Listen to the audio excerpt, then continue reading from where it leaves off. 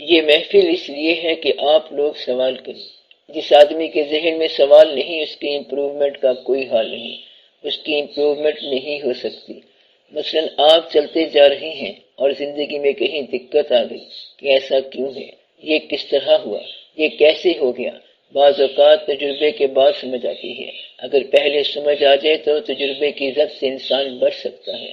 اگر تو اللہ تعالیٰ نے سمجھانا ہے تو وہ تو سمجھا ہی دیتا ہے، خود سمجھو گے تو تھوڑا سا ٹائم لگ جائے گا اور دقت پیش آئے گی۔ اگر آگاہ ہو جاؤ تو آگاہ ہو سکتے ہو۔ مطلب یہ ہے کہ اگر کسی ایک جگہ جاؤ اور پتہ چلے کہ وہاں تو دھوپ بڑی تیز ہے، اگر پہلے سے پتہ کر کے جاؤ گے تو دھوپ سے بچ جاؤ گے، بس اتنا فرق ہے۔ علم کا یہی فائدہ ہے، اگر تپش لگ گئی تو پھر آپ کہو گے کہ یہ کیا ہوا اور کیوں ہوا۔ اس کا نام گرمی ہے۔ گرمی کا کیا علاج ہے، کیا انتظام ہے؟ اس کا علاج سایہ ہوتا ہے اور پانی ہوتا ہے۔ اس لیے بہتر ہے کہ کسی سے پوچھ لیا جائے کہ سفر کیسا ہونے والا ہے، آگے کیا ہوگا۔ اگر گرمی ہوگی تو اس کا انتظام کرو، یہ چیزیں ساتھ لے جاؤ، پانی ساتھ لے جاؤ، یہ واقعات کرو تو بچا ہو جائے گا۔ ایک تو یہ ہوتی ہے سوال کی ضرورت اور اہمیت، ایک یہ ہوتا ہے کہ فلاں جگہ تک تو ہم بات سمجھ گئے، اس سے آگے سمجھ نہیں آتی کہ یہاں پہ مسئلہ کیسے ہے۔ نئی ڈیٹ کی دریافت جو ہے اس کے لیے پہلے سوال پیدا ہوتا ہے کہ فلاں کتاب میں علم الاسماء ہے، یعنی نام کا علم۔ نام کس طرح رکھے جاتے ہیں چیزوں کے، چیز کا نام کے ساتھ کیا تعلق ہے، نام کی شے کے ساتھ کیا نسبت ہے، اور یہ چیز بڑی ضروری ہوتی ہے۔ چاند کا لفظ ہے یا قمر کا لفظ ہے، آگے قمر کے ساتھ جو ہے چاند کا مشاہدہ اور چیز۔ قمر کا منیر کا لفظ اتنا ہی خوبصورت ہوتا ہے جتنی شے خوبصورت ہو، اور غصہ، خطرناک غصہ، غصہ بھی ایسا ہے تو لفظ بھی ایسا ہے، یعنی جتنا بدنما غصہ ہوتا ہے اتنا ہی بدنما لفظ غصہ ہوتا ہے۔ جتنی خوشنما دعا ہوتی ہے اتنے ہی خوشنما الفاظ دعا ہوتے ہیں۔ شالا خیر تھی تو لفظ ہی بہت بھلا لگتا ہے۔ اسی طرح اشیاء کے نام ہیں اور نام کی اشیاء ہیں۔ دنیا میں ایسا کوئی اسم نہیں ہے جس کا مسمى نہ ہو۔ مثلا ایک لفظ ہے رحمت، رحمت کا لفظ ایک لفظ بن گیا، مگر لفظ تو رحمت نہیں ہے، اس کا متبادل ایک عمل ہے، اور اس عمل کا ہونا رحمت ہے۔ جس آدمی نے رحمت نہیں دیکھی اس نے رحمت کا لفظ کیا سمجھنا ہے؟ جب ہم کہتے ہیں الحمدللہ رب العالمین، سب تعریف عالمین کے رب کے لیے ہیں، اگر تعریف کا مفہوم سمجھ نہ آیا یا شکریہ کا مفہوم سمجھ نہ آیا تو خالی کہنے سے مفہوم ادا نہیں ہوا۔ آپ نے کہا تو ہمارا رب ہے، ابھی تھوڑی دیر پہلے گلہ کر رہے تھے کہ پیسے نہیں ہیں، اور اب جا کے اس کے سامنے جھوٹ بولتے ہو کہ تو ہمارا رب ہے۔ تو وہ رب ہے، اور آپ کہتے ہیں کہ تو سب عالمین کا رب ہے، ہمارا بھی رب ہے، ہم تجھی سے مدد مانگتے ہیں، اور ابھی شور مچا رہے تھے، ہنگامہ ہائے سود و زیاں تھا، ادھر یہ لے آ ادھر وہ لے آ، یہ کر وہ کر، اس طرح شور مچاتا رہتا ہے انسان۔ اگر ہم تجھی سے مدد مانگتے ہیں تو مدد اسی سے مانگو اور دوسرا لفظ نہ کہو۔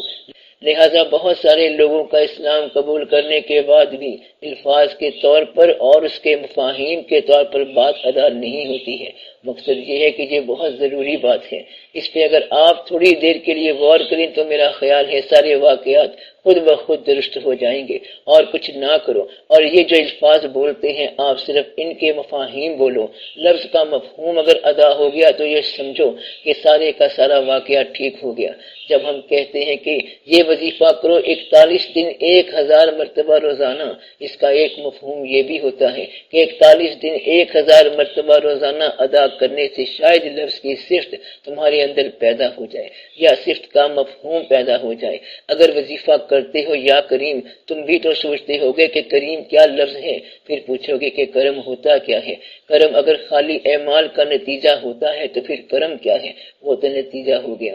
گویا نمبر 1 اس میں یہ ہے کہ کرم کو سمجھو کہ کرم کیا ہوتا ہے، اور پھر کرم کرنے والے کی ڈگری کیا ہوتی ہے مرتبے کے لحاظ سے، کون کرم کر سکتا ہے اور کس پر کرتا ہے۔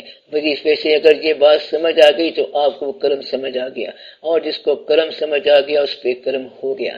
رحمت کیا ہوتی ہے؟ آپ رحمت کو پکارتے ہو، اگر مفہوم سمجھ آ گیا تو پھر رحمت ہوگی۔ رحمت کیا ہوتی ہے؟ رحم اور شفقت۔ جس طرح ماں اپنے بچے کے ساتھ انصاف نہیں کرتی بلکہ رعایت کرتی ہے، وہ انصاف کرنے لگ جائے تو پھر اس بچے کی حرکتوں کے مطابق جواب دیتی جائے۔ وہ بچہ غلطی کرتا ہے، ٹھیک طرح پرورش نہیں پاتا اور ماں اس کو ٹھیک کرتی جاتی ہے اور پھر وہ اور طرح سے پرورش پاتا جاتا ہے۔ تو رحم کا تعلق ماں کی شفقت کے ساتھ ہوا۔ رحم کا مطلب یہ ہوا کہ انسان کو اس کے اعمال کی زد سے بچائے، اس کے اپنے اعمال کی زد سے بچائے۔ اگر یہ بات سمجھ آ گئی تو سمجھ لو کہ رحمت سمجھ آ گئی اور رحمت کا مفہوم ادا ہو گیا۔ میں یہ کہہ رہا ہوں کہ الفاظ کو ان کے معنی کی نسبت سے پہچانا کرو۔ اگر یہ پہچان ہو گئی تو بہت سارا کام آسان ہو جائے گا۔ ایسا نہ ہو کہ بے ترتیب الفاظ بولتے چلے جاؤ۔ تو اسلام نے یہ بڑی رعایت کی ہے کہ الفاظ بھی وہی دیے ہیں جو مفہوم کی طرح بہت ہی خوبصورت ہیں، اور سب سے اچھا لفظ جو ہے محمد صلی اللہ علیہ وآلہ وسلم، وہ لفظ ہی تعریف کیا گیا ہے۔ جو ذات صلی اللہ علیہ وسلم تعریف کی گئی ہے اس کا لفظ بھی تعریف کیا گیا ہے، اس کا نام بھی تعریف کیا گیا ہے۔ مطلب یہ ہے کہ نام بھی اتنا ہی بلند ہوتا ہے جتنی ذات ہوتی ہے، نام بھی اتنا خوبصورت ہوتا ہے جتنی ذات ہوتی ہے۔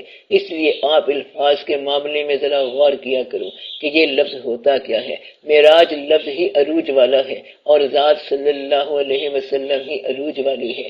کبھی آپ غور کرو تو لفظ کے اندر ہی سارا واقعہ سمجھ آ جاتا ہے۔ ذلت لفظ ہی نیچے گر رہا ہے اور عزت لفظ ہی عزت والا ہے۔ یہ ہے الفاظ کی فونیٹکس، الفاظ کی آواز، الفاظ کا مضمون۔ آگے پھر عمل کا مضمون ہے کہ اس کے ساتھ کیا عمل وابستہ ہے۔ تو ہر لفظ کے ساتھ ایک ذات وابستہ ہے اور ہر لفظ کے ساتھ ایک عمل بھی وابستہ ہے۔ ہر لفظ کے ساتھ پکارنے کا ایک انداز وابستہ ہے، اور پکارنے والا اگر الفاظ سمجھ جائے تو وہ مفہوم بھی سمجھ جاتا ہے۔ آپ ان الفاظ کا مفہوم سوچا کریں جو آپ ادا کرتے رہتے ہیں۔